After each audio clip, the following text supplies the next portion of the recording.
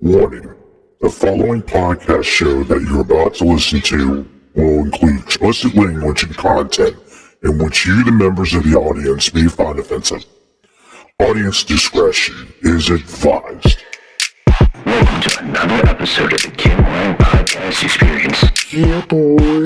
Where anything and everything is a subject matter on the show, and no subject matter is ever taboo. Damn, that's what's up with you. And now, your host with the most, Mr. Kim Hoang. Bro, am I getting paid for this? Hey, what's going on, everybody? How you doing? This is your boy Kim Hoang, the Asian Sensation, and we're here once again with another great episode of the Kim Hoang Podcast Experience, coming from the control room of the Asian Sensation Studios. That's right. We're cooking, doing something, and I'm really excited for a lot of reasons. Today is actually going to be a first for the Kim Hoang Podcast Experience. And the reason that being is because we're going to be doing an episode for the first time in two parts. This interview that I recently did was about 2 hours and 40 minutes long. I don't think that there's anybody out there right now that would be able to at least go through the whole 2 hours and 40 minutes worth of podcasting content. As much as we like doing things like the Joe Rogan experience, and it's like at least 2 hours like per episode at least. I just felt like it was a little bit, it's a little bit unfair for all intents and purposes that if I did do an episode and it was the whole 2 hours and 40 minutes. So what we're going to do is that we're basically going to give you a two-part episode. This happened recently, recorded over at the KU Dungeon over in Annapolis Junction, Maryland. And I had a chance to interview a real good friend of mine by the name of Evan Vi, who was a guitarist for such bands as Downcast, Goldmine Squad, Havok In Hollywood, and Beretta Jane. This one is definitely going to be a good episode, a banger, if you will. And I'm just going to go ahead and let you guys listen to it. Again, we're going to be doing two parts of it. And I'm just going to go ahead and roll the footage right now.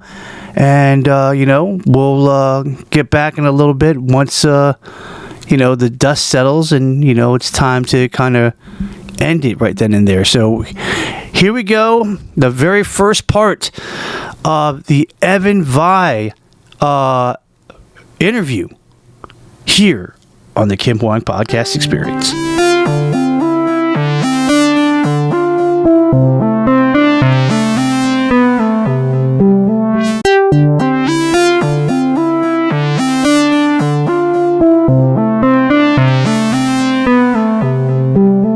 I have a guest with me. This is something that I wanted to do for a very long time. This was something that, I felt like, man, if I could really get this person to come out and, and just kind of kick it with me and maybe do an episode and talk about, his beginnings and, and his creativities and, stuff that he went through, I think it would really be cool. And it took a little bit. But I think that step by step, we were going in the right direction, and we're currently here. This is awesome. And, this person is somebody that I've known for a good amount of years. We've known each other for a good amount of years.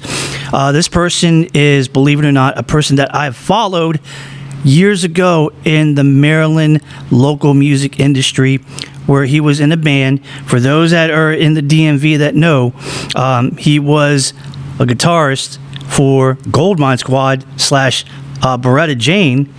And then after that, he had his own little independent, music act doing country music and so forth.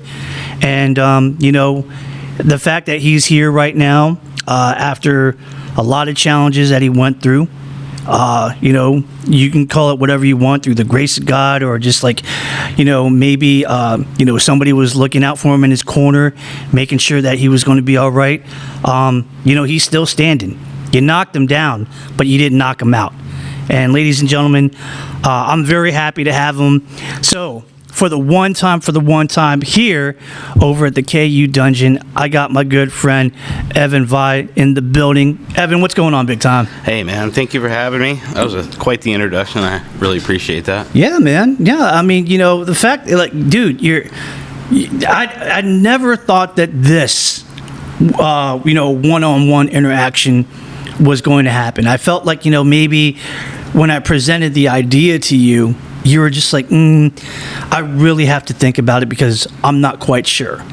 Yeah, I mean, you know, the thing with me is, I was kind of the more quiet person in the, you know, musical projects I was in. So, you know, the good thing about that was it allowed me to kind of like be on kind of the back end of things and you know, allow everybody else to do the talking, and just in general, I'm kind of a very you know, introverted person and kind of private, so it's you know, it's you know, this is a challenge for me, but I like stepping out of my comfort zone. That's kind of like my mantra now. Just get out of your comfort zone, dude. Like, but I remember, like, back in the days, like, you know, when you were in the bands and you know, when you were featured on Noise in the Basement on 98 Rock, you know, you had to make your you know, your appearance, I think, you know, every once in a while.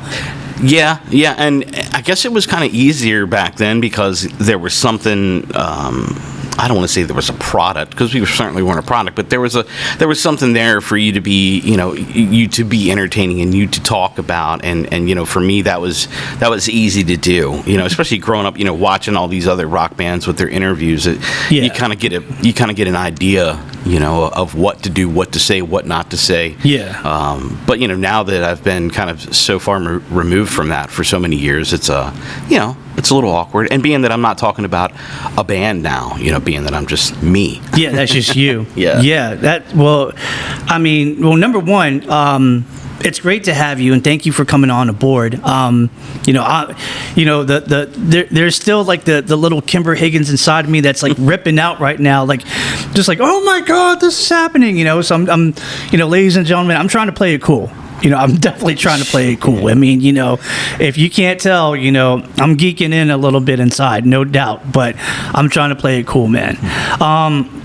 So let's just go ahead and start about, you know, this whole thing, you know, just from the beginning. I mean, you know, now I'm only assuming you were Maryland born and raised. Yeah, I was born at the old Naval Academy Hospital, so Annapolis, Maryland has been my home for forever. Yeah. You know? But yeah, born and raised, you know, went to, you know, elementary through high school, you know, here, you know, did the band thing for, you know, a decade or so, and yeah, man, never left Maryland. Right on. Now, what was a young Evan like back in the day? I mean, was he a guy that was all about sports? Was he about art? Was he about music? Was he the popular guy? Was he not so popular? Where do you think where he was at the time? Well, definitely not sports. I actually have, still to this day, I have a little soccer trading card that I was on the local Little League soccer team. And no. I think the first time I fell in the dirt and got those little like hitchhiker things on me, I was done. You know, so yeah, no, not really a sports guy. You know, I was the only child, and you know, so I kind of grew up. You know, I grew up listening to the music that my mom listened to, and of course she's a music teacher, so I listened to her play piano and things like that, and you know, I just always had like this love for music even before I knew what it was. Yeah. Just the sound in the house that sounded friendly and inviting, and then, you know, one I don't even know how old I was, but one weekend Nickelodeon had this marathon of like all the Monkees episodes. Yeah. And dude, something happened to me in that weekend that made me go like, I want to do that. That looks fun. Nice. And then I just became obsessed with the Monkees and started banging on drums and that sort of thing.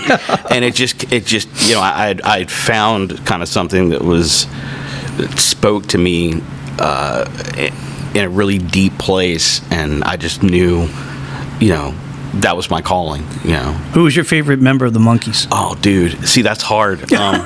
Because, I would say it's a tie between Mickey and Davey. Like, really? Yeah, man. Like, I loved hearing Mickey when he would sing lead. And, of course, being that he was a drummer, it was kind of like drums became my first instrument. Yeah. And, watching him was always the thing.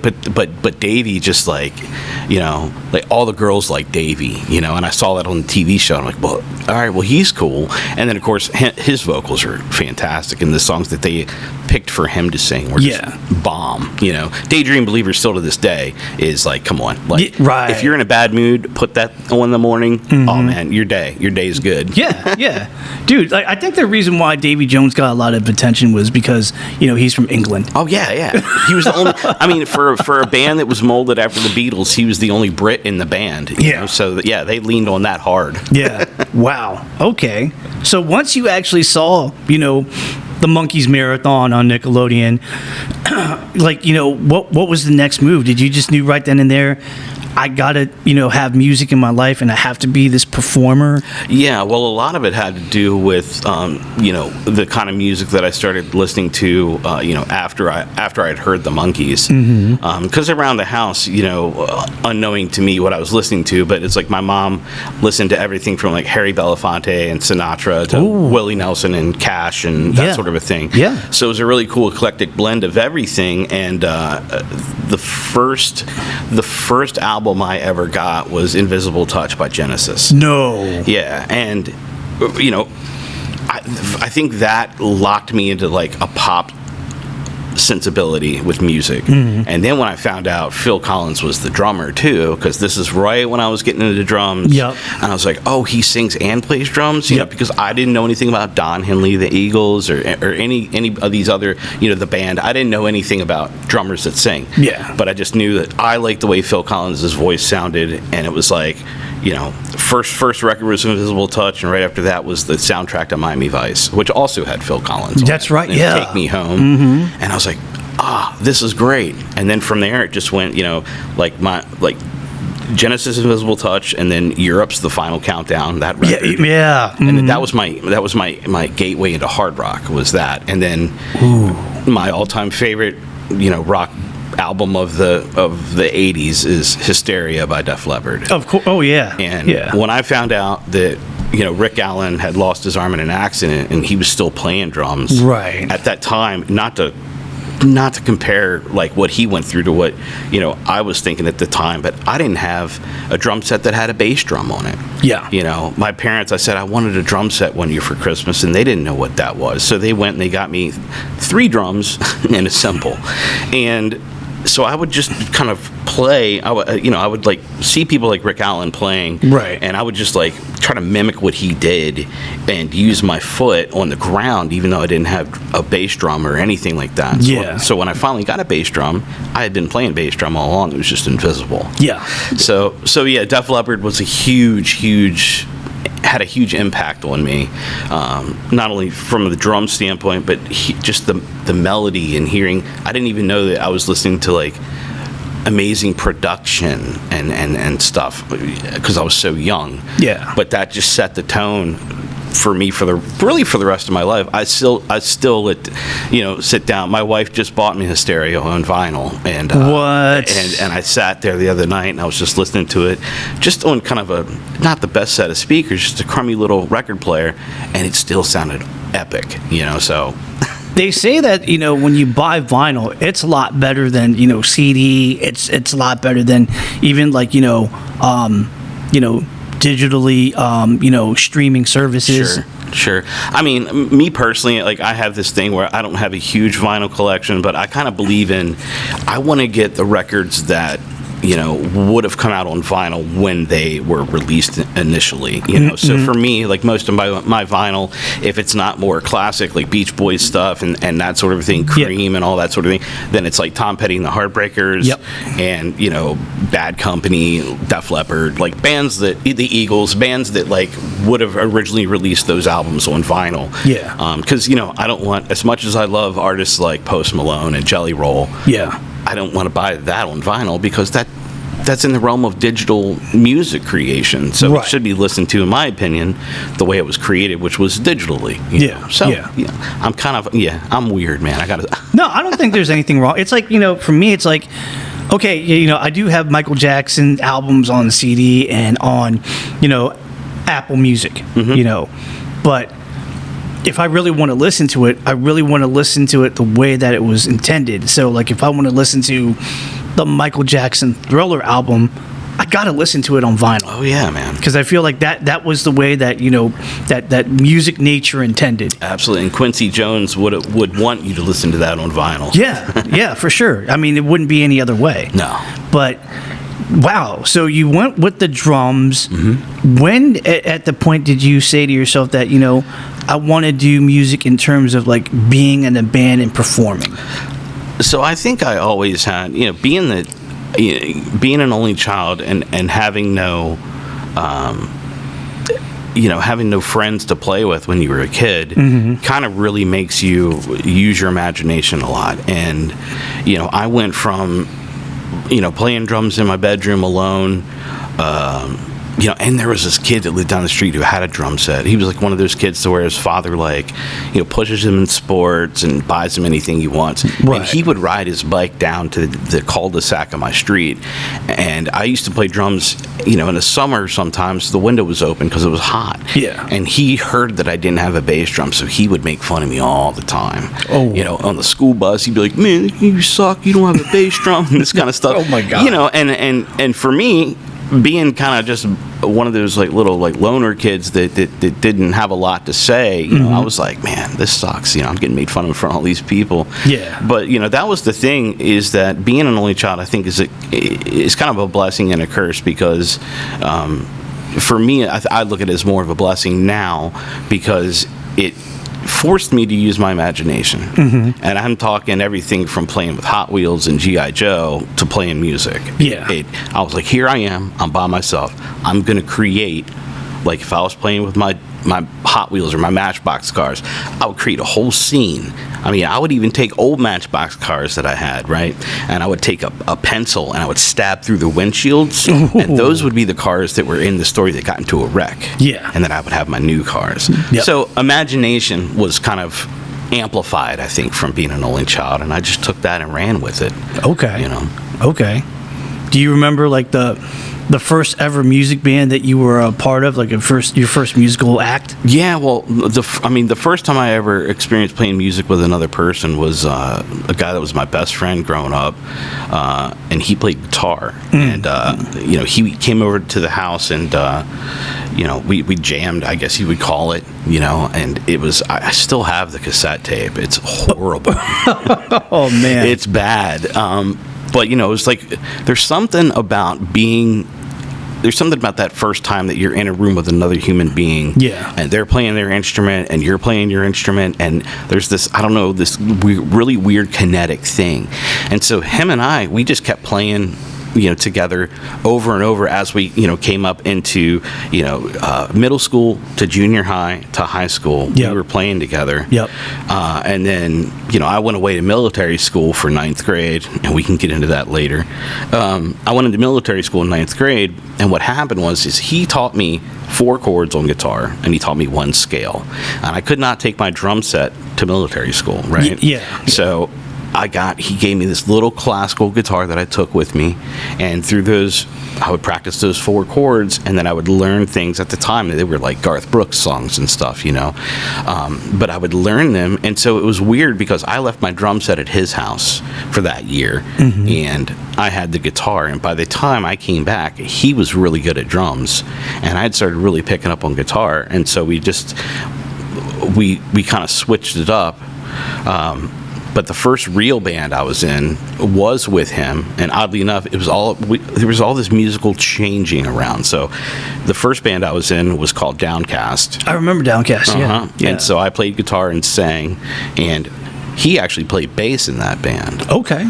And that band was around all the way up until Gold Mine Squad started. We had one record that we never really did well with sales. It's funny, my mom, God rest her soul, she helped or really paid for 1,000 CDs, because we were sure we were going to sell 1,000 CDs. Well, Yeah. if anybody wants a Downcast CD, I still got like 4 or 5 boxes full, But that was like my first introduction into everything when it came to like I'd never recorded a record before, and all of that. And this was happening right around high school through 12th grade was that band, and it was the coolest thing because there was 5 of us, or 4 of us, and that was just that's a big part. I still look back that with fond memories.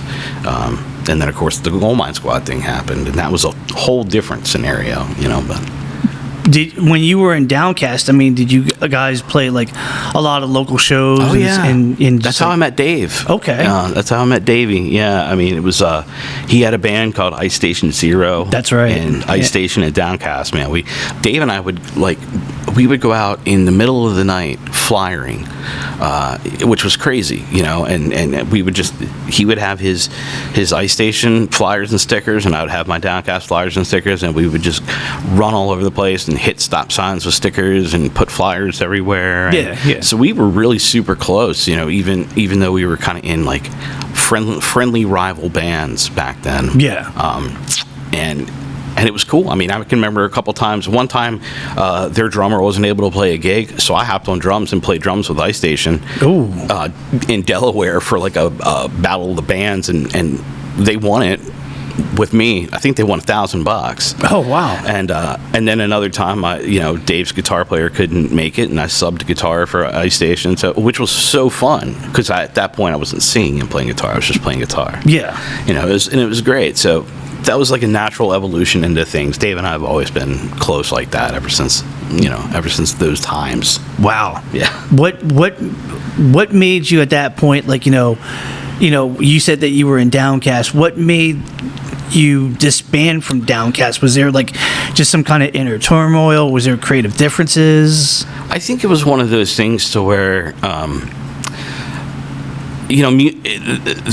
musically we were in a weird spot because when the band first started, it was very, very leaning towards like I hate to use the term alternative rock, but bands like Smashing Pumpkins, Third Eye Blind, even like we had all these influences, 311, we had all these influences, and I kind of feel like when we did our record, and we did a little follow-up EP which leaned a little bit more towards I got hardcore into Green Day around the Warning album. Okay, yeah. And so there was a lot of, and I think the reason is because instead of me, being influenced by, say, 6-minute songs like from the Pumpkins, which I love, I think Billy Corgan's a genius, I started just falling in love with Billy Joe's songwriting on that record.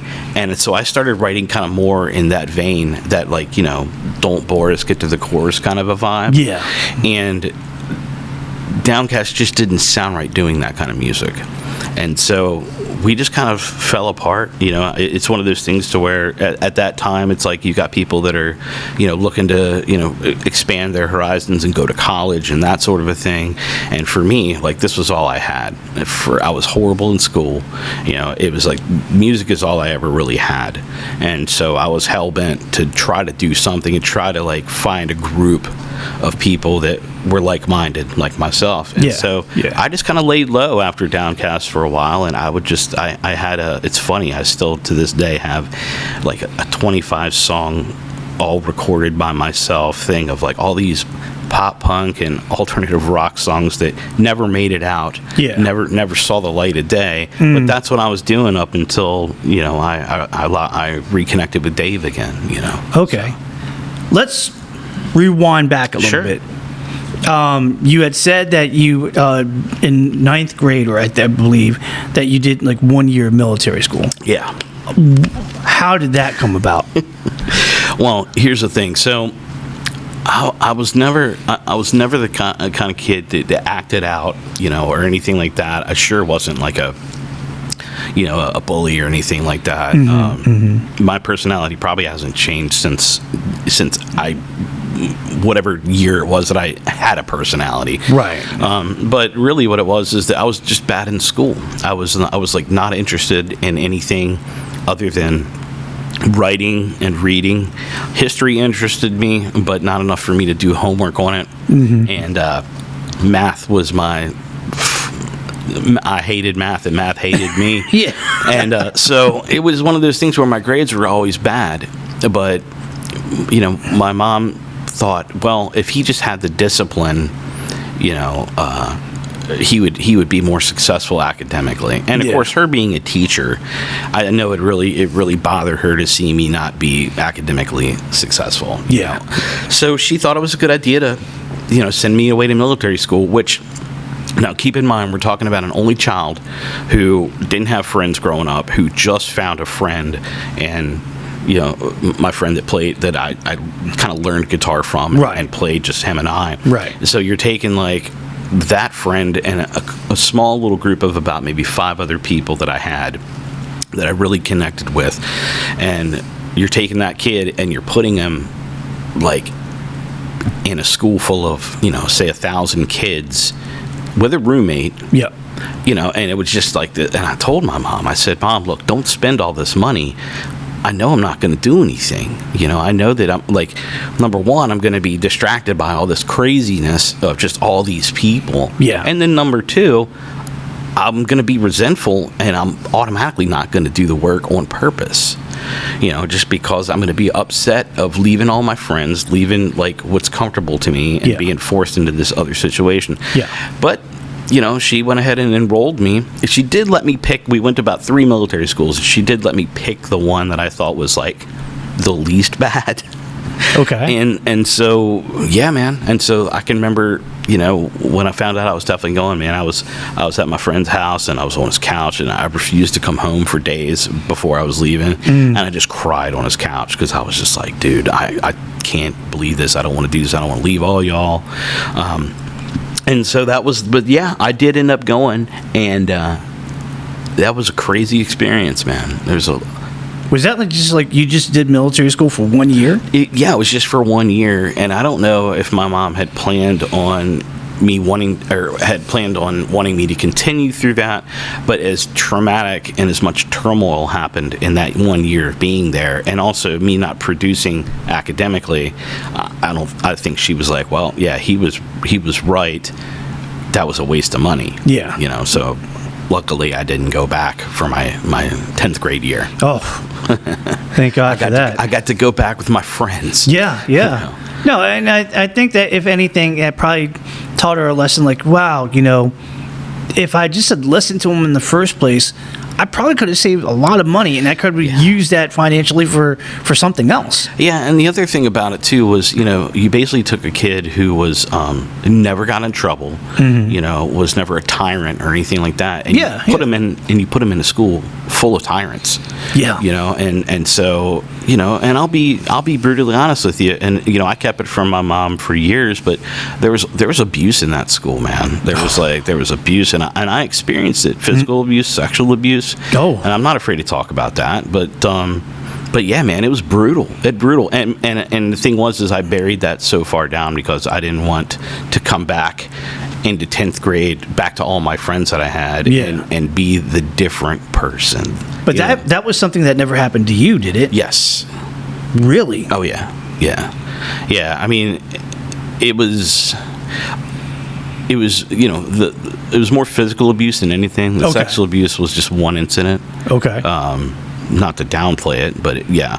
And and that was something that I literally kept from everyone. I didn't tell my parents about it until I guess I was like mid 11th grade probably. And the only reason I told them about it because I was downstairs watching TV, and it was like this is the 90s, and I was a huge X-Files fan. Dude, you could not pull me away from the TV if the X-Files was on. I love the X-Files. But it was right at the end of the X-Files when they were like talking about like Fox News at 10 or whatever, what's coming up, And I see this like blurb, and it's just like a Virginia area military school is being investigated for physical and sexual, assaults. Yeah, yeah. And I couldn't. And as soon as I saw that building, dude, it was because that building is burned into my brain. Yeah. I yelled up to the stairs to my parents. I said, "Make sure you turn on the news, at 10, because I wanted them to see it." And then I told them. I told my mom. I said,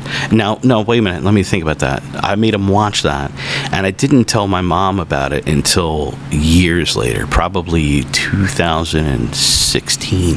What? Yeah. So I didn't tell any of my friends. The guys in the bands I was in never knew. And it was something one night I was just in my feelings, I think, and I did a post on Instagram or something about it. Mm-hmm. But yeah, man, it was weird. It was just a weird, that whole thing of military school. It did teach me some really good things, Oh, for like, sure. it taught me, not that I didn't have respect, but I had respect in a different way after that. Mm-hmm. It taught me discipline.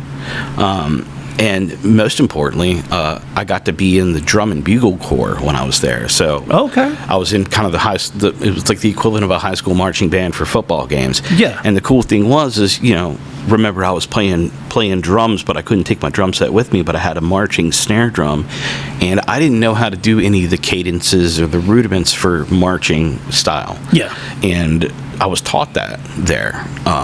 And the thing is for anybody that might be listening as a drummer, with your ghost notes and your rudiments, like, that's how you build in really intricate parts when you're playing even just a simple beat. And so that I learned, and that really helped me, because I was hearing, I was learning the things that I heard all these drummers that I like to do, and I never knew it was what it was. Yeah. And then I was taught that. So honestly, that's my favorite thing that came out of military school, was that it helped me with my drum rudiments. There you go.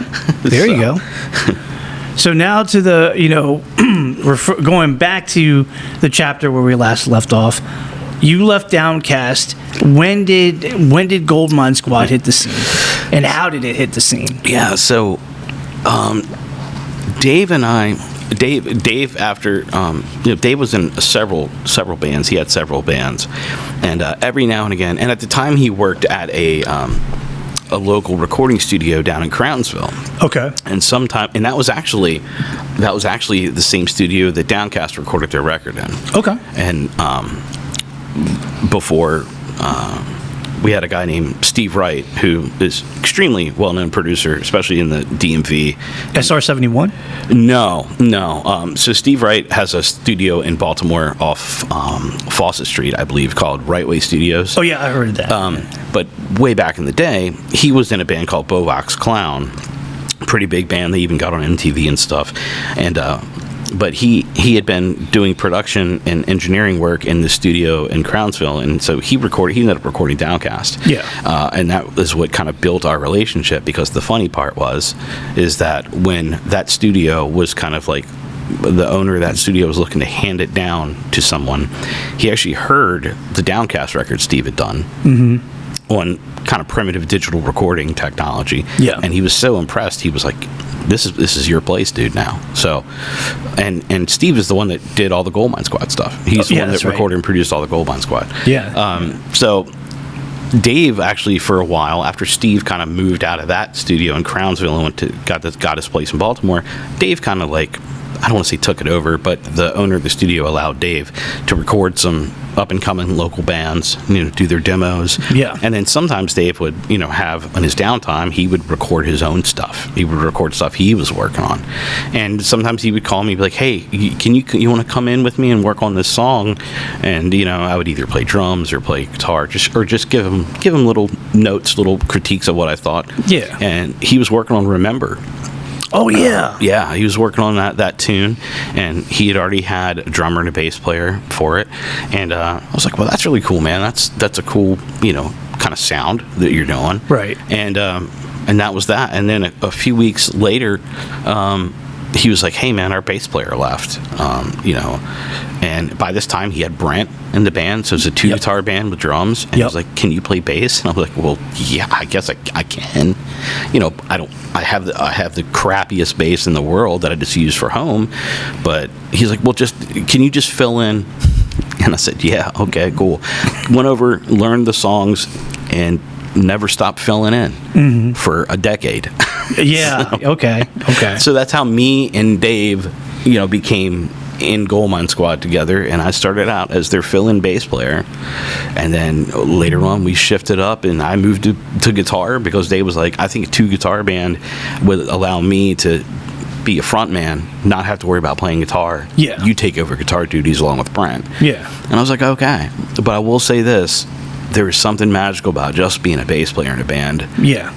You have a sense of power, right? Because if the bass goes away, Right. like you can have a guitar issue on stage. 9 times out of 10, the crowd's not going to be like, what happened? It sounds different. Yeah. But if you're a bass player and you're holding that bottom, that low end down, and either something goes wrong with your bass or you unplug it by accident or whatever, you do notice that. Yeah. Because you can feel a bass frequency like that in your chest, and when that goes away, you're like, what just happened? Yeah. Yeah. So I did enjoy the time playing. I had a great time playing guitar too, but I felt like I was like, here I am, the little guy, and I'm like, oh, cool, little guy, big sound. Big sound goes away, people were like, what, Right. I hear you. And I think that was at the time. The first replacement bass player was Brandon Ingley. Yeah. Brandon came in, and he was in a band called Peach. Yeah, that's right. With Danny. Yeah. Who later became the other bass player. Yeah. We'll get to him in a second. Yeah. But yeah, man, it was and that was cool because when he came in and I shifted over to guitar, he he brought a great. We both liked a lot of the same music. Which was awesome. We got along like 2 peas in a pod, like that. That was my dude. Yeah.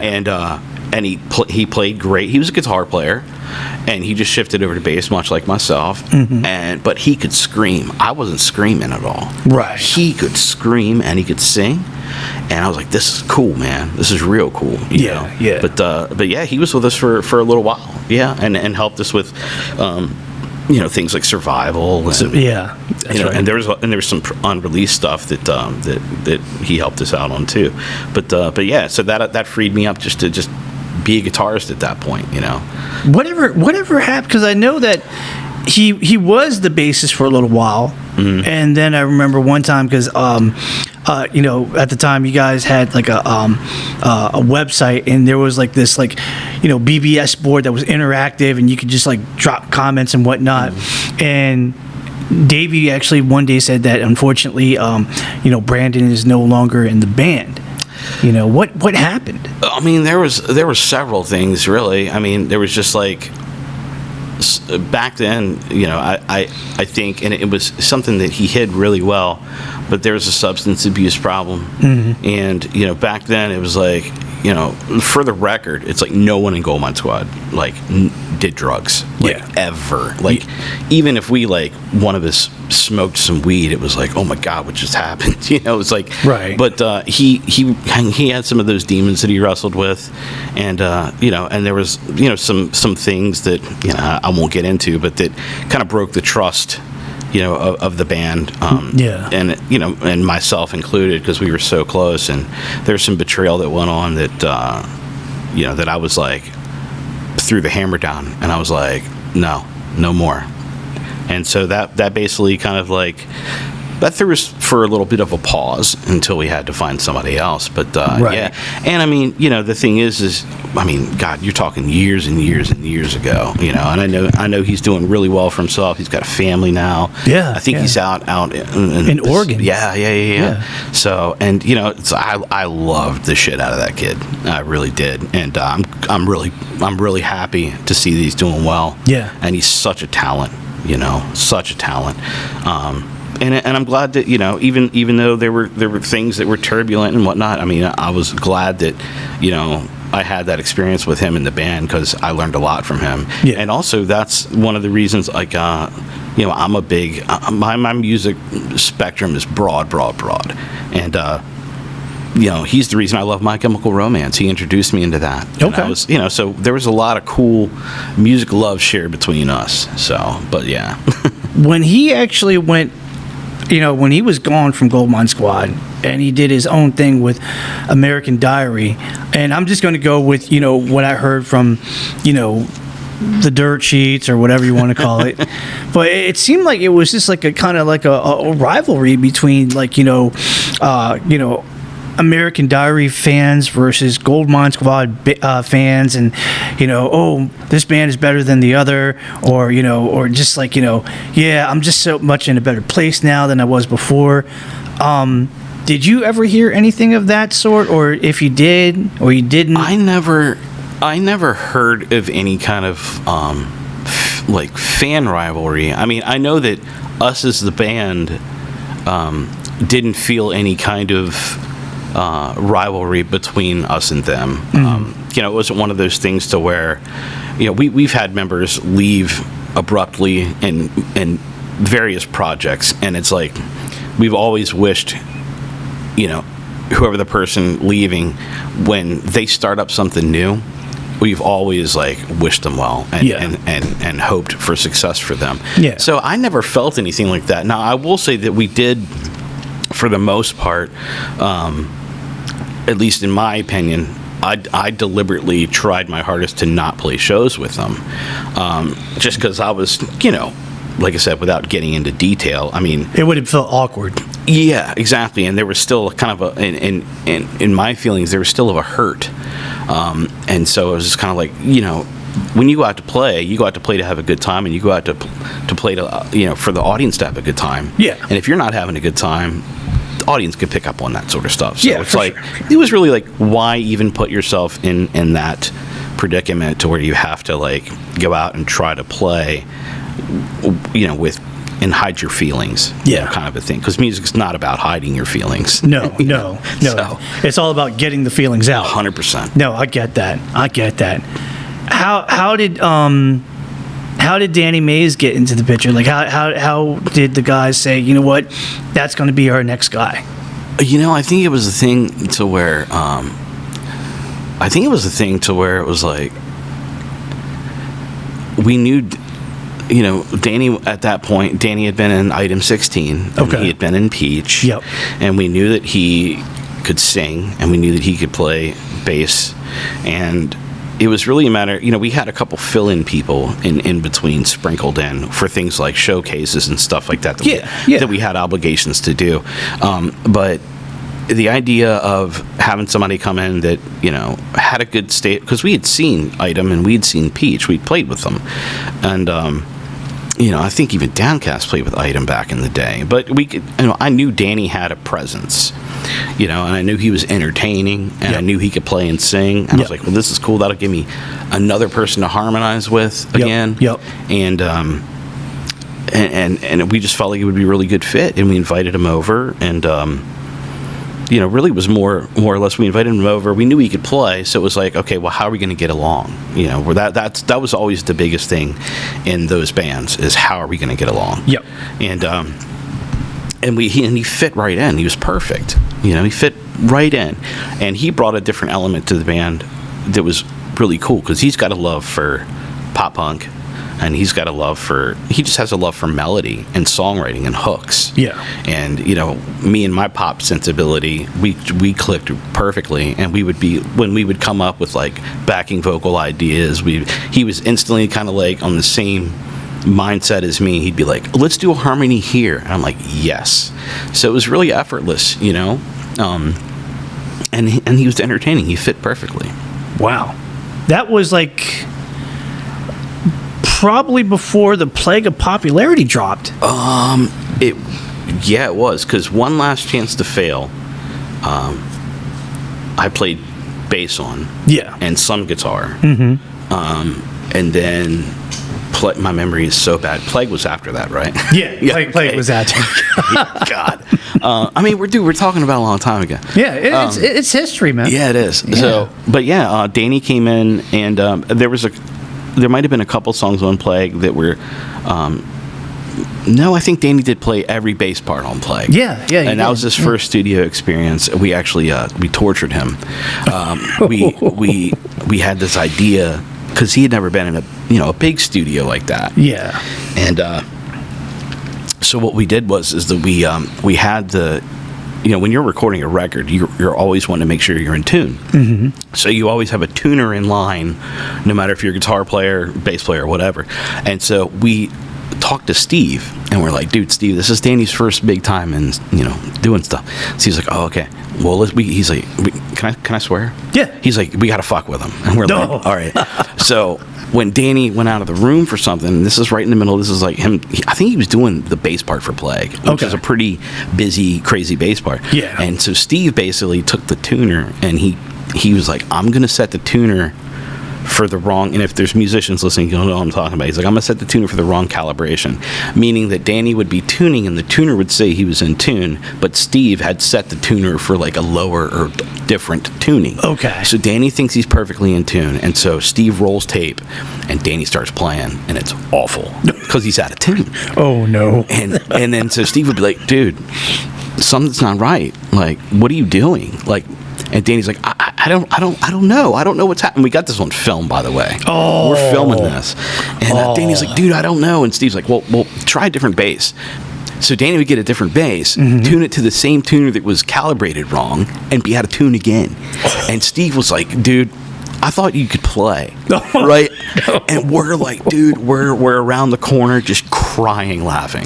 And finally he figured it out, and he was like, you guys are fucking assholes, But it was great. It was like, initiation. And you know what? And fuck Danny, because when back in the Paisanos days, we had a poster for an upcoming show, and he grabbed a Sharpie, and underneath my part of the picture, he wrote chicken nugget.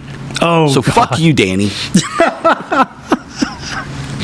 Danny had nothing to do with that, man. So don't power bomb me through no tables, okay? Had nothing to do with that. Wow. Some would say that honestly, during Goldmine Squad's, run, that the Plague of Popularity was like the album. That was like the one that definitely put you guys on the map and got you a lot of opportunities, because it was at one time you guys were trying to it was like the battle of the bands, and whoever won would headline the DC 101 Chili Cook-Off, which you guys you were going against bands like Voodoo Blue, Victory Twin, The Speaks. Yep. Yeah, that's when I met the Speaks for the first time, and just to see that you guys were in the finals, like you, Victory Twin, the Speaks, and some other bands in the finals. It was like a real drag out, like Russell Tussle fight to the very end, and I thought that you guys did well to win, but that was the year that the Speaks won. But that was cool that a talented band like them, they won and they did their thing, and then I think like a few months later, you guys actually played at the 930 Club with them. Yeah, which was really, really cool. Yeah, and and the thing is, those guys, it was a tight band. They were all great dudes. Yeah, it was cool. That was the one thing that pretty much throughout my whole musical endeavor, when it came to like what I would consider to be real things happening, starting with Goldmine Squad. Yeah, we never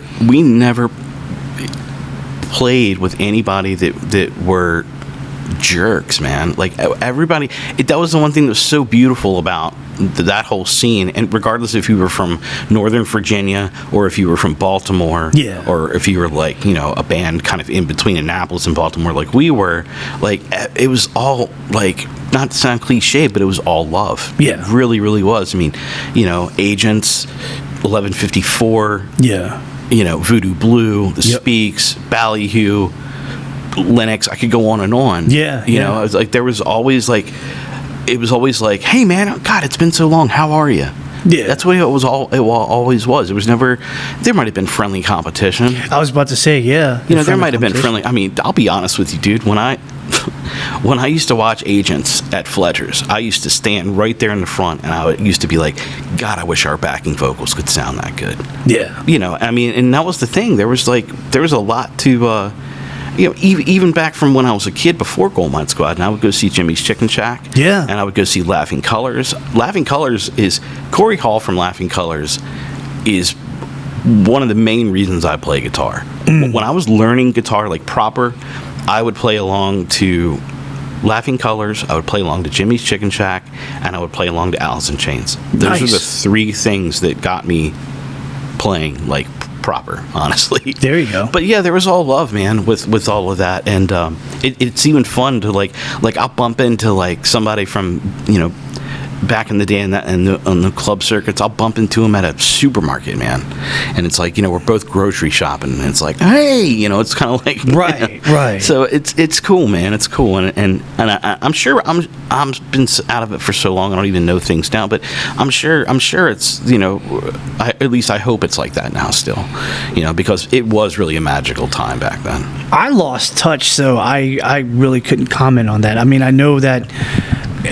For all intents and purposes, I know Kevin Hawk is still trying to be the forefront of that, of that movement still. Mm-hmm. That's good, and that's awesome. That's more power to him. It's just for me, it's just like, well, I so felt out of touch after a certain point that Me too. Yeah. I was like, yeah, I had a big epiphany in about 2009, 2010. Okay. And and it was just one of those things to where it's like I didn't stop my love for music, and I didn't stop wanting to pick up a guitar or write a song. Yeah. But it was just kind of like that time frame in my life. I was like, I kind of feel like it's time to buckle down, and I'd gotten a really nice job, and I was like, okay, maybe it's time for me to start. Not like I don't want to sound like I'm conforming to the masses with this, but it was time for like me to do something else. Like I'd gone out, I toured, I tried, I succeeded in some ways and didn't succeed in other ways, and I was fun, like not to say legacy like I'm like Richie Blackmore from Deep Purple or something, but my personal legacy I felt like good enough about looking back on it that I could let it go, and not be unhappy about it. So the one thing that I think a lot of people in the DMV remember was when you guys actually competed and won a contest to actually open up HF Festival, and which was over at Record Theater. Mm-hmm. I know that the only bands that I remember besides you competing was Victory Twin, but you guys competed, you guys played your heart out, like hey, it's time. It's like literally like fourth and goal. We got to break the play and score that touchdown. Otherwise, we're not gonna make it to the Super Bowl. Yeah. And and just I don't know what it was that night, but just something just sparked and clicked where like you guys just took the ball and ran with it, never looked back, and next thing you know, it's just like, and the winning band that's going to open for HF Festival over at M&T Bank Stadium, Goldmine Squad, and a lot of fans lost their shit. They're like, oh my god. Ruben and I lost our shit. We both, because they wanted us to come up on stage, and Ruben and I were like all the way at the back at Record, and when they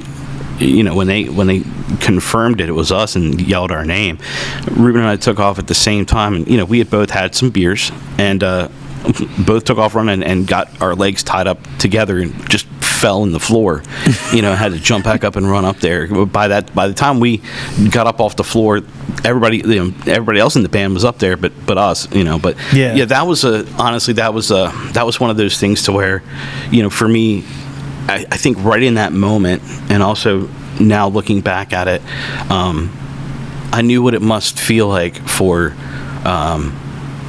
a kid that has been on like a ball team for his whole life, and now is in high school and they won the championship. Like, that's that amount of just elation and just positive energy from all the fans that were there. It was man, that was special. That was a feeling I can still feel if I go back and think about it. I can still feel that feeling.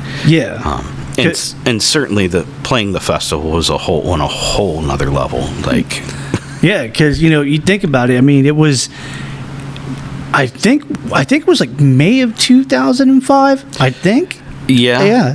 And my wife actually just told me the anniversary of it. I can't remember. And Danny posted something about it. It was May. I just don't know which date without looking. Mm-hmm. Yeah, and next thing you know, like You guys are like the first band to play, opening it up. You know, a stadium that at the time had about 50,000 people at least coming in. I don't know how many it was at the closing moments, but you guys played for at least 50,000 people. In a stadium, like home of the Ravens, man. Yeah, I mean, how many people can say, "Hey, I did that"? Yeah, and I think that's one thing that all of us now, no matter where we are in our lives, yeah. And I'm not trying to speak for anybody else but myself, but I think that's one of those things to where it's like it's a milestone moment. Yeah. In my life, it's like I did that. Yeah. And it was kind of like, it might have only been 15 or 20 minutes, but it's like I did that, and I got to sound check my guitar before the gates opened, and I got to hear my guitar echo off the back of the stadium and come back to me. And I was like, oh my God, that really, for me, that encapsulated like what was really happening. Yeah. And I thought to myself, when we come out, man, I'm going to run from one side of the stage to the next. And we came out, and it's funny because if you watch video, I run across, and then I remember when I got up to where Brent was and I had to run back to my microphone, I was like, I don't know if I'm gonna make it. I was like, this is a long stage. Yeah. Probably the longest stage ever. Yeah, man. Yeah, but yeah, it was unbelievable, and getting to get into chat with some people, like especially like, I'm not name dropping, I'm just talking about amazing experiences, but getting to meet Dave and Taylor from the Foo Fighters. Were just, it wasn't like, whoa dude, like I watched you on MTV playing drums for Nirvana growing up. It was like they came in, they sat down, and we didn't have any kind of real dressing room. We had a little area. And they came in, they sat down, and they were like, you guys are the local band, right? And they didn't hear us. They had showed up, much later. Yeah. But Dave wanted to genuinely talk to us because we were a band from where he, close to where he grew up from. Yeah, because he's from Springfield, Virginia. Yeah. And we were talking about, obviously Old Day and Crabs and Natty Boh and Ocean City and all of those things, and Taylor was asking, Ruben had just recently gotten a tattoo, and Taylor's like, did that hurt when you play? And they were just the sweetest, most humble, coolest dudes. And you're one of the biggest bands on the planet. Yeah. And that, and I went back to that moment, and I felt that moment in my heart when I heard about Taylor's passing, and it really made me well up. I was just like, man, he was such a great, and I didn't know him, but I was like, dude, they came in and they made us feel like we were, rock stars. Yeah. And we're so genuine and so sweet. And that was a highlight of that day, that was almost as much of a highlight as playing itself, at least for me, so. You had to feel like, after, like, it was said and done when you did it, you had to admit you were just like, man, this is the greatest moment ever in my musical life. It was something fantastic. And to be honest with you, be 100% transparent. Yeah. They gave us little goodie bags. I guess they gave every band that was playing some little thing. Yeah. Like I guess they do at the Grammys and stuff, Yeah. And in there, okay, and we went on at like 11 in the morning. Yep. But in that bag was some trinkets and things like that, and then a bottle of Bacardi Silver. Right? Oh, wow. Now, I'm scared, okay? Because, we're about to play in front of that many, like what you just said, in front of that many people. Yeah. So I had a couple real good swigs off of that, and I hated that. That was gross. But I just had a couple I bubbled the bottle a few times just to calm my nerves, dude. Yeah, so to be honest, like, I don't remember that much of the actual performance, not because I was wasted or anything, but just because it's like I had calmed my nerves down. I got a little bit of a buzz, but it was just kind of like when I can't explain it, but it's like when you go out there, it's like, who do you look at? There's so many people. Yeah. You know, and it's like naturally you're looking for fans that you like know, or like that that you've seen or that you could recognize. Yeah. But it's like you can't because there's that many people. You know, but yeah, I mean, it was kind of like it happened so fast that it was like a blur. But looking back on it, like when we released the video for Plague and it had footage from that, looking back on it, I was like, wow, that's what it looked like, huh? Yeah. You know? Yeah. So, When did the name switch from Goldmine Squad to Havok In Hollywood happen, and why did it happen? So the real story of that is we wanted to do a rebranding of ourselves. Now here's the thing. So back before Plague, we had gotten a management deal in New York City with Indigoot Entertainment, and they had really helped us out a lot with wanting to get us out there in front of A&R people. And we went up and we did a couple different showcases. The first one, we did a showcase just to see if we could get the management contract in New York. And I'm so happy. We got to play the original CBGBs. Oh. And I'm telling you right now, man, you talk about punk rock.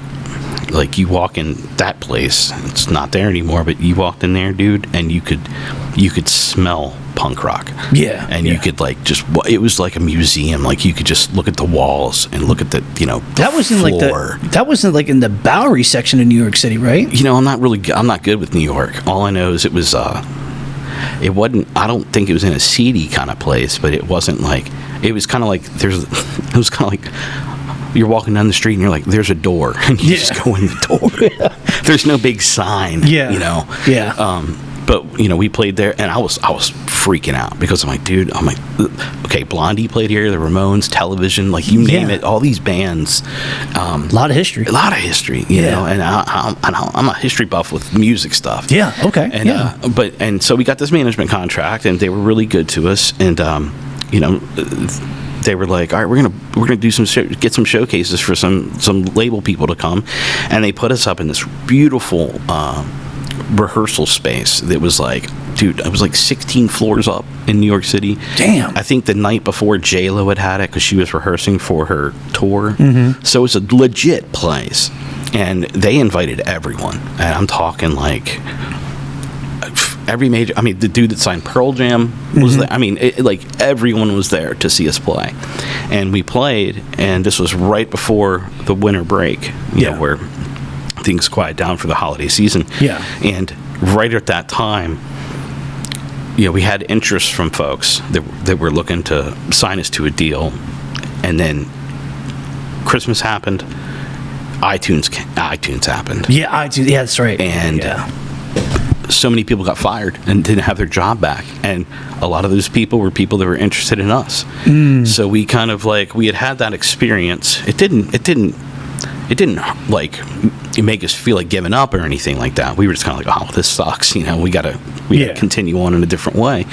And so that was one of the things that we wanted to do. We wanted to kind of do a rebranding of ourselves, because so many people had heard Goldmine Squad, and I'm talking industry people. Yeah. So we thought, well, let's kind of change it up a little bit. And also, the thing with Goldmine Squad is that Goldmine Squad had such an eclectic mix of music styles that really it would be hard to just put the band out as something, right? It would be like, you couldn't put us out as a nu metal band. You couldn't put us out as a pop punk band. You couldn't put us out as a hard rock band. I mean, there were so many different types of songs. Yeah. And we've always been, myself, Dave, Brent, Ruben, we've always been a fan of like, kind of the 80s rock stuff. Yeah. Bands like GNR and LA Guns and that sort of a thing. And so we wanted to try to write some new songs. And Dave was a huge, and still is, a huge Axl Rose fan, and he loved Guns. Yeah. So we wanted to kind of try to like, let's try to like, instead of like writing verse, chorus, verse stuff that you hear on the radio. Let's try to just write our own version of that kind of stuff that we really like. Right. And it'll be a little bit of a challenge for us, and it'll be like we won't use as many guitar effects, and we'll just kind of kick back and be more rock and roll. Yeah. So that's why we changed our name to Havok In Hollywood, and we decided to try to incorporate some of this new music and still play some of our old stuff. And also, if we gained any interest, there wouldn't be that Goldmine Squad moniker that could possibly intervene with anyone's interest, being like, oh, I've heard of those guys before. Right. So that's why we did it. Did you feel like with the name change, did you feel like, some of the fans that were loyal as being, Goldmine Squad fans, did you feel like they were going to be okay with it, or did you feel like they may vilify us because we just did a total new rebranding? I don't think so. I don't think that, I never felt, the way I looked at it was this, is that, I'm just as big of a music lover as anybody that I've ever played to in the audience. Mm-hmm. And to me, it's like if a band lineup changes or something happens, if that band is still staying true to themselves and playing their older material. Yeah. Because they still believe in that older material and because the fans love to hear that older material. If you're still loyal to that and you're not just completely changing the whole vision and refusing to play those songs. Yep. Then I don't think that you'll experience, and I didn't feel like we experienced it. I think we experienced a lot of fans being like, what the fuck's going on? Like, yeah. That kind of thing. Yeah. But I don't think anybody really ever turned their back on us because, we didn't refuse to play. We still played Remember. We still played Further. We still played those GMS songs. Yeah. There were some songs from way back in the day that we didn't bust out very often. Right. But we never looked back and were like, we're never playing that again, Because I remember, I'm looking at the collection right now. There was the self-titled album. Yeah. And then there was the Dawn of Addiction. Yeah. Mm-hmm. Yeah. So the self-titled album was a lot of fun. Jeremy Hayes, from at that time a Freudian Slip. Now he's in Mean Sea. He recorded that. We recorded that in his mom's house, dude. Oh, I remember his mom's house. Yeah. And we recorded down there, and it was a blast, man. We had so much fun doing that. And that was like the first time that we, had some songs that had a little bit different they were a little more melodic, songs like Waste Away and Plastic Dolls and that sort of thing. Yeah. Yeah, and we recorded that there. And then we did pick some of those songs that were on there. And when we went in to do the Dawn of Addiction with Steve, we did let him, kind of remix some of those songs we wanted to keep from that session with right. Jeremy. We let him kind of go in and remix that, so we ended up with kind of a mix of the newer material we were writing for Dawn of Addiction, things like Bonnie and Clyde and Hit the Lights and that sort of thing. Yep. And then we brought in, stuff like Annie Scene and Death at Me and some of those things that we had recorded with Jeremy. Yeah. Which was cool. And Waste Away, which was a big which was a big one. Yeah. Yeah, so. You guys had a good run having like 2 albums, but at a certain point you guys actually disbanded, and it was one of those things where as soon as we found out, I remember you guys were going to be playing 2 last shows, which was one in, I think it was in the Fairfax, Virginia area, and then you ended it like at Woods over in Severna Park. Yeah. What was like the final straw where it was like, okay, this is it. We're done. Well, that's kind of a hard one to answer. There was, I'll just speak for myself personally. For me, there was a lot of things transitioning in my life at that point. We had gone out on tour, and I'll be honest, we didn't make any money. Okay, so it's like we went out there and we played some great shows. We met some great friends. Egypt Central took us under their wing. Well, then we took them under our wing. Mm-hmm. They were awesome dudes. We had a lot of fun touring and playing. Yeah. that was cool. But when we got back, I was like, dude, I got a car payment. You know what I mean? Yeah. And so it wasn't like we came off tour and turned right around and immediately tried to go back on tour. But we had a second leg that was, heading out more towards the west, and we were going to be able to play places like, heading out to Texas, we were going to play places like Missouri and Louisiana and things like that, places I'd never been. And I was excited about it. I mean, I can remember Brent and I talking about, dude, when we get to Texas, dude, we're getting some brisket. Like we were pumped. Yeah. But looking at the return financially and looking at, if it made sense for us to be able to sustain ourselves to go back on the second leg, I didn't believe it would, and I wasn't willing to take that chance.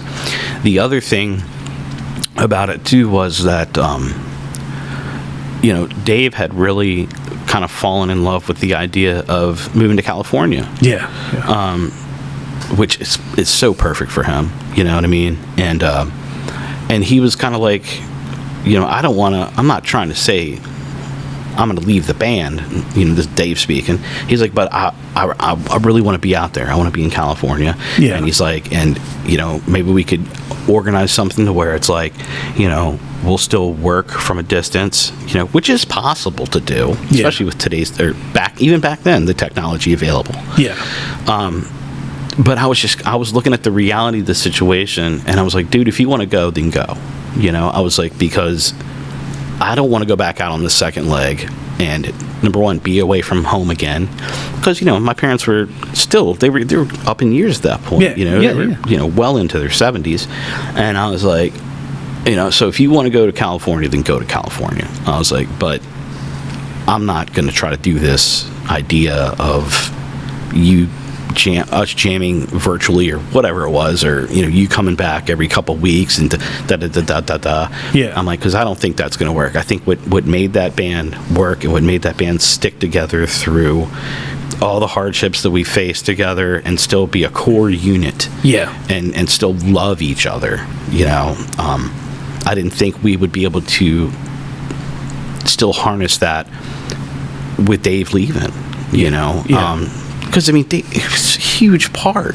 Huge part. Yeah. Like, sure, we would be downstairs jamming music and that sort of thing, but it's like, you can't be that, when you have a front man that's that good, you can't have them be that far away from you. Yeah. And then have him come back in for shows periodically and expect it to click and fire on all cylinders the way that it did. Mm-hmm. And the thing is that, so I just said, dude, I'm out. I'm not going to do. I was basically like, I wasn't saying, Dave, get out of the band. Yeah. I was saying, Dave, go follow your dreams. Go do what you want to do. Follow what you believe in. I just can't follow you too. Yeah. I can't be in that same thing. And so that's what happened, and there was no animosity involved in it at all whatsoever. Right. It was kind of like, and at that point, I'm not going to say, I know social media is everything now, but back then, social media for a band, that was when MySpace was at its prime. Yeah. We had, a squillion followers on our MySpace page. And, and Dave's like, well, look, when I start up a new band, if I start up a new project out there, I want to have access to the MySpace page. I want that turned over to me. And we were like, okay, cool, man. Because it was like one of those things to where we weren't even deciding to continue on as a band. We were just looking at it as like, okay, we've kind of all reached this thing where it's like, I don't want to tour because of the situation. Yeah. And Dave wants to follow his dreams. It makes sense for us just to go our separate ways at that point. Yeah. And so that's what we did. And it worked out, in my opinion, it worked out great for everybody, especially now. Yeah. When you look at it in hindsight and you look at what's happening in 2026. Yeah. It's perfect. Yeah. Because then he went and did his thing. Yeah. And had a great, and dude, he had a great run with all the interim bands before he branded everything as himself. Yeah. Which is what I thought he should have done from the get-go. I thought Dave should have always, I mean, not to take away anything that he did, because I think Dave's brilliant. I think he's just brilliant. Yeah. And he follows his dream, and he'll run through brick walls to get what he deserves. For sure. And it's awesome. Yeah. And But so I know he had like trauma and stuff like that. He had Trauma DeVille. Trauma DeVille, and, that's right. And what was it? Was that it? Was it just Trauma? That was the only one until afterwards it was just Davey Suicide. And see, that's what I think it needs to be, because it's like when I knowing Dave, Yeah. and remembering us just in my little room in the house and us working together. Yeah. That's the best way for him to be, is for it to be him and have one other person next to him that is kind of like the person pushing all the buttons, Yeah. and getting the sounds for Dave to feel inspired with, Right. and then Dave running with it. And that's what he's doing a great job at it. Yeah. So it definitely worked out for him, and I knew that's exactly where he needed to be. I knew he would just fit right in there, and he would fall in love with the place, and that's what he's done. Right. Right. We talked like, I don't know, maybe a month ago. And he's still doing great. He's still happy. Yeah. Yeah. Now at this point, he's got his son. It's Yeah. so great to see it. I never would have thought I saw the day. Oh God, no, me neither, dude. You kidding me? I thought I'd have a kid before he would. Right. And I don't want kids. That's fair. No, but no, it's so great to see. It's so great to see that. It's so great to see like your past. Well, even if you're not in a band, anytime that you like part ways with a friend group or some people that maybe you hadn't seen in a really long time, and then you come back across them and see them and they're doing so great, it's just a great feeling. It's a great feeling to know that things have worked out. Yeah. The way they should. So when he went and did his thing, then the rest of the guys actually rebanded and did Beretta Jane, which the first run was with Mickey Valentine. Mm-hmm.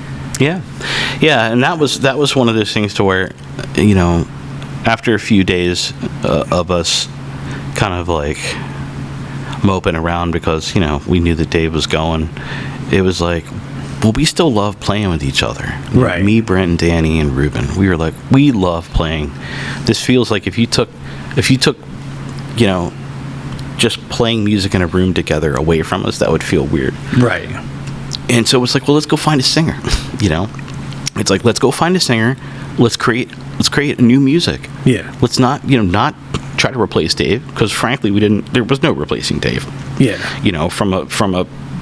From a stage and a friend level, there's no replacing Dave. Yeah. So we kind of started looking around at bands, and we happened to see this band. I think it was at P.M. Bernie's or someplace, and Mickey was fronting the band, and I was like, dude, this kid's good. This kid's got he's got energy. He's got a voice. Yeah.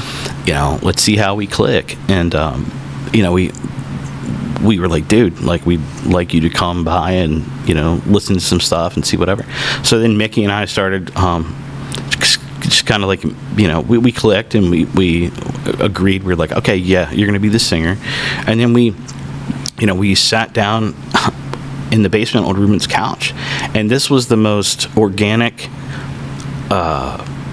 experience I've ever had with another musician. We sat on that couch and we just talked. Yeah. I had an acoustic guitar sitting there. We had a notebook, but him and I just talked like you and I are talking right now. Yeah. And he was telling me, his different stories within his life. He was talking about, things that happened when he was in the service in the Navy, abroad. Yeah. And I was like, dude, that's a great idea for a song. And we just kept running into that. This is a great idea for a song. That's a great idea for a song. Yeah. And so we literally just sat there, me and him, with an acoustic guitar, and wrote everything that was on that EP. And then translated it into the band. And then everybody added their, special seasoning on it. And it's one of the things I'm the most proud of, is that EP. Right on. Just because of everybody's musicianship.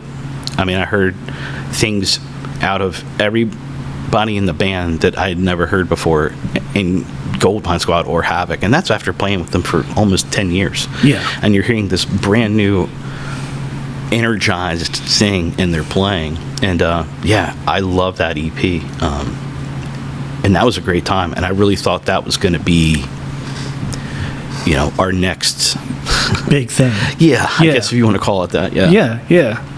And Mickey, unfortunately, only lasted for like one album.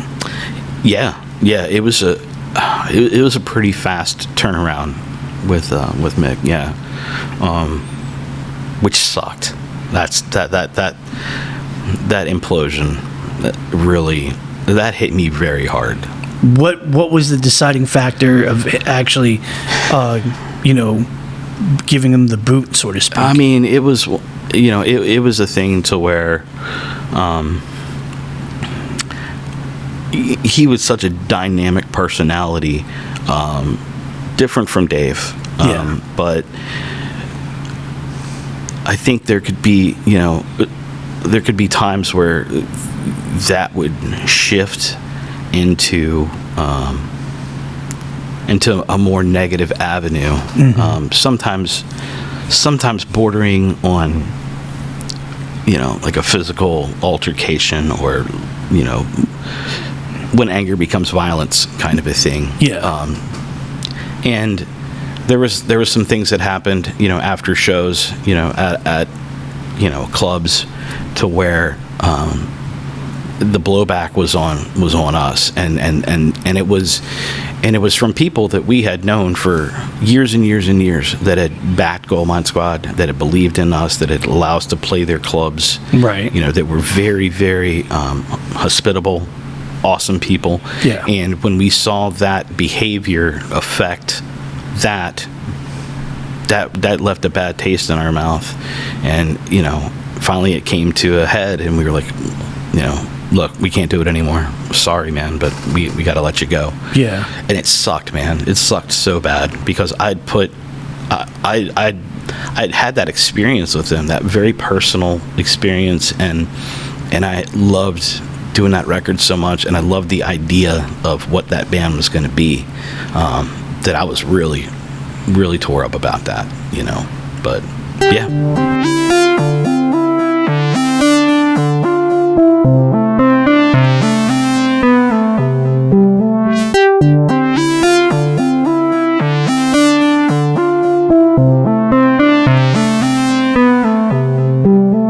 And unfortunately, that is all the time that we have for today. Don't worry, because we will have the second part of this episode, and I definitely want you to hear it. It's just that, unfortunately, when you, once again, as a broken record, I'm going to say it, when you have an episode that is about 2 hours and 40 minutes long, you kind of have to cut that puppy in half a little bit. So that's what we're going to do. The next episode, I guarantee that you will have part 2 of this great interview with Evan J. Via. It's going to be amazing. It's going to be great. You still want to kind of tune into this. Real quick, guys, you can find me on Facebook. Just go under, the search box of Facebook and type in the Kim Hoang Podcast Experience, and, you can go ahead and find me there, follow me there. That would be great. We are also on we are also on Instagram and on Twitter, now known as X. Tag name at TKHPC Experience, all in one word. Follow me and I'll follow you back. Now, we have 6 podcasting platforms. I will name them all. Spotify, there we go, is one of them. Apple Podcast is another. Amazon Music, YouTube Music, Audible, and iHeartRadio. Please like, follow, and subscribe to my podcast on all of those podcasting platforms. Do me a favor. Please give me a 5-star ranking if you have Spotify. If you have Apple Podcasts, please give me a 5-star ranking and a positive written review. The more positive feedback that we get and the rankings that we get, the more increased chance that our podcast will actually be shown in the front lines. Somebody might be like, hey, it's the Kim Hoang Podcast Experience. I remember that my friend George told me about this, and George just said it is worth the time and the effort to listen to it. Yeah, maybe we should like, follow, and subscribe. Yes, please do, on all accounts. Also, share this on your social media, Facebook, the Instagram, the X, formerly known as Twitter, even TikTok, and you know, all those other social medias. Like, I think that Snapchat is still working. So yeah, pass it along through those social media outlets, and also you know, in person. Tell, you know, your friends, your family members, your coworkers, your neighbor. Let them know that, you know, there is a cool dude by the name of Kim Hoang who is a podcaster doing it up, you know, and doing great things. Also, if you want to be a special guest on the show or a special guest host, if you have any you know, questions for our Q&A forum when I do my solo episodes, and or if you have any constructive criticism, please give me an email. Shoot it up at the Kim Hoang Podcast Experience at gmail.com. Whatever the subject is, put it in the subject box in the body of the email, write me, and then just send it out. I will get it. I will read it, and I will go ahead and respond back within a day or two, because I do like emails and I do like that kind of correspondence, and I think it's very important. Last but not least, guys, please be safe out there. You know, life's too short to do some dumb stuff. You know, we don't want you to put yourself in any type of danger. And we don't want you to be in a pine box getting buried about 6 feet under. It's just not what we wanted, you know, to happen to you. We want you to be healthy. We want you to be happy. We want you to be striving for great success. We want you to be striving, you know, in everything that you do, because you deserve it. And anybody else that tells you otherwise, just tell them to go beep themselves. You know what I mean? And that's that. So that's all that we got for now. Come back on the next episode with part 2, once again, of this great interview is going to be happening. But until then, for the one time here over in the media room of the Asian Sensation Studios, this is your boy Kim Hoang, the Asian Sensation. I am the host with the most, the man with the plan, the guy that can bring the power within the hour, the dude with the right attitude, and the guy that knows how to kick, and he also knows how to trick. Saying thank you, arigato, and we will see you again on another episode of the Kim Hoang Podcast Experience. All right, guys, take it easy. Be well. Most importantly, be safe. Peace.